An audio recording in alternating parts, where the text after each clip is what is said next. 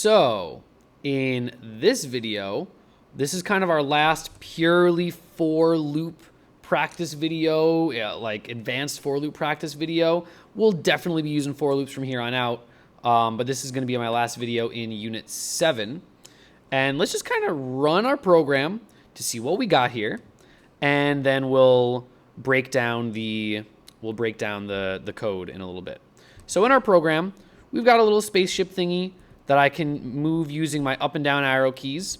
And then we've got these blocks on the side. And when I hold down the space key or press the space key, it'll shoot a little bullet. And if it hits a block, they'll destroy each other. And that's basically the rub of what we're doing here. If I hold down the space bar, it'll kind of machine gun. And every time it hits a bullet, it will go. You can see I got a little bit of lag there. It kind of is making my computer chug because this is a like 8-year-old laptop. And there's a bunch of objects on the screen. And it's running through a browser, and I'm recording my screen at the same time. And we have the little video on the side there. But anyways, that's all to say, we got a pretty cool program going on over here, right? This is pretty cool. I'm moving it around. I'm shooting bullets. It's destroying things. I'm thinking breakout. I'm thinking alien invasion, space invaders, alien invasion, space invaders. Like, we got games. We can do games here, right? With all this stuff. It's super cool. I love it. So let's go look at the code that's making that happen, right? So my idea was to make some sort of sand shooter thing. It ended up being brick breaker sort of shooter thing. I don't know. Anyways, here's what we got. Let's zoom in a bit. There's a bit going on in this program, but I think we got time to break it down. It's not going to be anything too wild. All right. Is this still running Garlic Jr. over here? Let's just get out of there. Maybe that's why we're running a little slow. Okay. Still feeling a little laggy, but whatever. Okay. So first thing that I do here, other than a bunch of comments, notes for myself and stuff like that, maybe I'll make real comments as we go along here. We create a player. It's a regular polygon with 3 sides, and we rotate it at 90 degrees, so we got a little triangle facing to the right. We've also got a custom property on player called shoot count, starting out at 0. It's going to work kind of like the counter in the previous video, where if I got rid of the shoot count, which maybe we'll do later on in this video, it would be like rapid fire, super, super fast, shooting the bullets out. And this is going to make it so that I kind of control how fast I go. I make a bullets group and I make a blocks group so that I can, have access to all the bullets that are on screen and all the blocks that are on screen at a given time. Over here, oh man, we're using for loops all over the place now. Now that I'm free to use my for loops, it's, as you're making your programs, you can do all sorts of cool stuff. So I created a custom program that will take in an X coordinate and it will generate a column of blocks at that coordinate, using that X coordinate moving down. Now, I could have just, customly put all those in there, but instead, why not use a for loop? It takes 2 lines, and if you understand for loops, it's not even hard to grasp, right? So I'm using my old classic for I in range 0 through 20. I could probably make this a little bit better by checking the screen size instead of using these magic numbers of 0 and 20 and I times 20, but who cares? Whatever. So what I do, I'm going to loop through it as I guess it does start at 0, and I don't know if it ends at 20 or not. Does it include the 20? I don't even care. But I'm going through it 20 times. It probably doesn't. If I start at 0, I include the 19, but then I don't include the 20. And what I do, looping through those 9 times, whenever I call generate blocks, is I'm going to the blocks group, I'm going to add a rectangle to it at the X coordinate that was sent when I, called this function, and using I times 20 to, as I loop through at 0, I times 20 is 0. So it'll be at the X coordinate 0. Then I make a block of width 20, height 18, and then I, loop through it again. Now I is 1. Well, I'm going to have it at a Y coordinate of 20. Same thing, everything else. Oh, I is 2 now. Well, now it'll be a Y coordinate of I times 20. So 2 times 20, a Y coordinate of 40. And this way, I create all of my blocks. Over here on the bottom is where I call generate blocks. I call it 3 times using gross numbers, 300, 322, and 344. Maybe I made these blocks size 18 in the width is, yeah, because I'm doing the X. If I made it 18 in the width as well, I could probably do 320 and 340. Will that make it look nice? Yeah, it does look nice. So we'll leave it at a size 18 and 18. I think that's a bit better. Okay, so that's our generating blocks. On keyhold, all we're doing, we're not using on steps. We're not using any of our fancy pants unit 6 movement with like velocity and stuff like that, acceleration. I'm just doing our old style on key holds. If I'm pressing up, my character's moving up. Center Y minus equals 5. If I'm pressing down, my character's moving down. If I'm pressing space, we're going to check once I'm pressing space, great. If I am pressing space, I'm also going to check if my shoot count is greater than 5. Meaning that it's been 5 frames since I last shot. This is going to control how fast I shoot. If I increase this number, it'll take longer for me to shoot again. If I decrease the number or even just get rid of this if statement entirely, I'll just rapid fire. So that's just to make sure I'm not shooting too fast. And then what I do is, all right, if it's time for me to shoot, I'm calling the spawn and shoot function at my current Y coordinate. And I'm also resetting my shoot count to 0.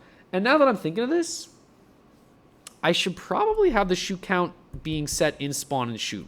But whatever, I don't even really care. Okay. And it's called spawn and shoot. We're really only spawning here. So spawn and shoot, we saw where we'd want to call that over here, right? It's called on this line 22. Over here, spawn and shoot, it takes in a Y coordinate, the Y coordinate of the bullet. The X coordinate is hard-coded in. Again, this is a sample program. Sorry for all these kind of just magical numbers I'm putting in there. And I just create a circle, add that circle to the bullets group, and that's all this one does. And so we've already used 1 for loop, right? An old style for I in range 0 through 20. So just kind of I starting at 0, going up until 20, maybe not inclusive.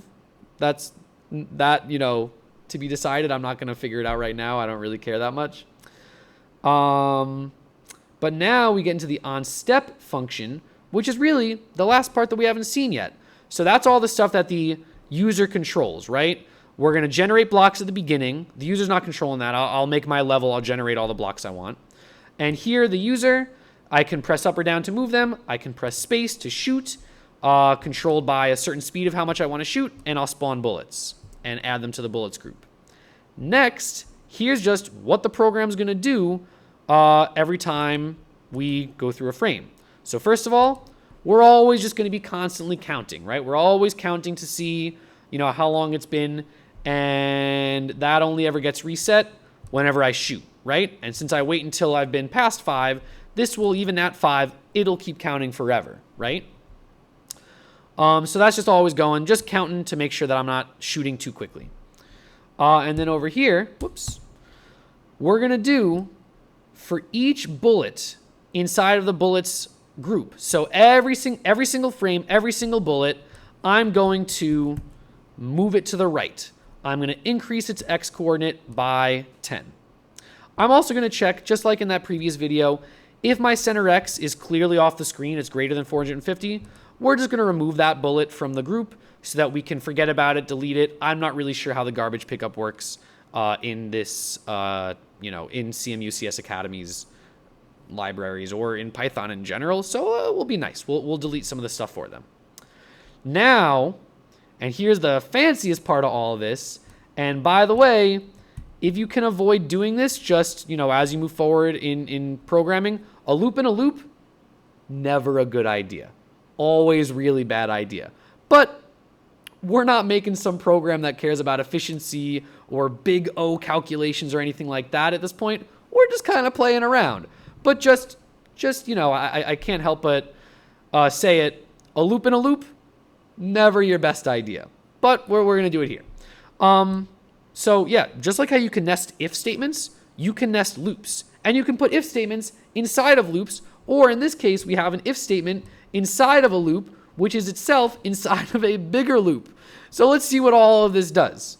We're checking. for every block in blocks. So for every single block on the screen, and by the way, don't forget this is happening every single time on step is called, each frame, multiple times each second, for every single block that is in the blocks group. So in this case, right now we have, what is this? 3 columns of blocks. I'm not going to count out how many there are. I guess there's 20 because it looped 20 times. Math. So as it is right now, when I run this program, it's going to check every single time we run through a frame, multiple times a second. For each of the 60 blocks, I'm going to check to see, for each of the bullets as well, if that block hits that bullet. So let's kind of run this down a little bit more slowly and just so you can kind of see a visual. Let's say, let's run this. And I'm going to shoot a couple bullets, and then I'm going to pause. Okay. Oh, I wish I had it just before I was going to hit. Okay, but we do have a pause. So here's what's going on. That double for loop, what's it's doing is it's checking every single block one at a time and checking against every single bullet that exists, right? That's what this, for each block in blocks and for each bullet in bullets, we're going to check to see if that block is hitting that bullet, and if it is, we're going to remove both the block and the bullet from the game. That's what it's doing. So just to show, every single frame, each of these blocks is checking to say, hey, am I currently hitting any of the bullets in the list? I'm going to check this bullet. I'm going to check that bullet. I'm going to check that bullet. No, we're not, so we're good. We're going to move on. Well, move on to the next block. Is this block hitting any bullet inside of, inside of this list of bullets? So I'm going to check this bullet, check that bullet, check that bullet. Well, I'm not, so I'm not going to do anything.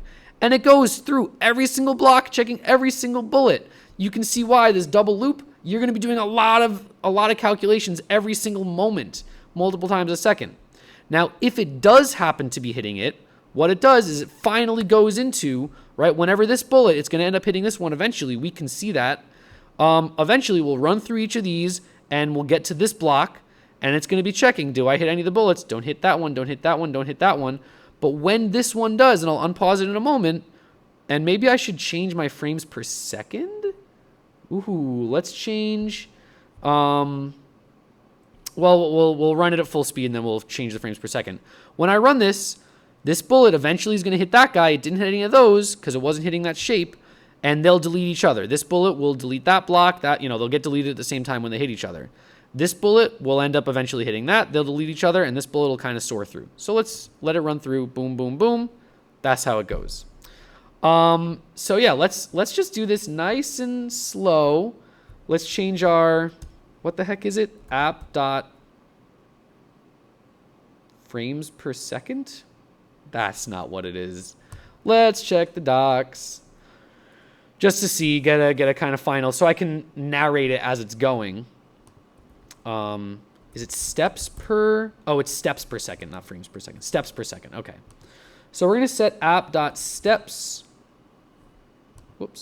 Steps per second. And we're going to set it equal to maybe how fast. Let's try 5 for now and see how it goes. Alrighty. So we made our thing. Let's zoom in over here. Moving our guy. He moves a lot slower because our frames are going per second. You can even see it kind of chopping up. Now, when I press the button, it's going to start moving. Every single one of those frames as it moves, it's checking all the blocks. And once they collide, boop, they hit each other. They both delete each other. And that's how it works. But every single one of those frames, I don't know what, this isn't really part of understanding how it works. I'm just like, be amazed at how fast computers are. Every single one of those frames, it's checking every single one of these blocks versus every single one of the bullets inside of there.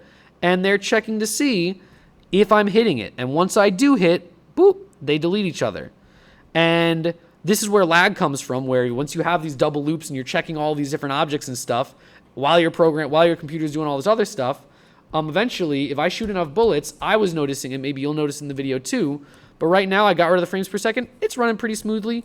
I shoot a bullet. It moves pretty smoothly. But as I just kind of hold down the button, I shoot all the bullets, I'm noticing a tiny bit of lag as it goes. And it's getting a little laggier and laggier because it's trying to reach those maximum frames per second. But like I've said before, this computer is old. I'm recording my screen at the same time. It's running on a browser, and it's looping through all those blocks and everything at the same time. The last thing that I'll do, just because I want to, and I know this video is already super long, so who cares if I add a couple more moments to it. Let me just get rid of this shoot count to show you like why you want to have that counter for the shoot count. You know, maybe you want to have your game be kind of ridiculous where you just like shoot a bazillion shots at once. But if I get rid of that shoot count now, before it was shooting at like a pretty reasonable speed, now it's just like, and all of a sudden my computer's already lagging because there's so many bullets on screen and it's checking all these things. And you saw it kind of get rid of the lag as the bullets deleted themselves. But anyways, that's it for this. This is why I recommend, look at my computer can't handle it. But this is why I do recommend having kind of like a counter to make sure you're not doing too many things all at once. And also, it's kind of balanced, right? If you're going to make a game out of this, you wouldn't want to be able to just shoot a bazillion bullets all at once. Instead, one every now and again. This might even be too fast, right? But super cool. If you're this far into the video, I feel like you're the kind that is excited about what we're doing here. I'm genuinely excited. It's cool stuff. We're making games. You can make cool stuff with all of this. I'm done. I hope you enjoyed it. I'll see you around next time.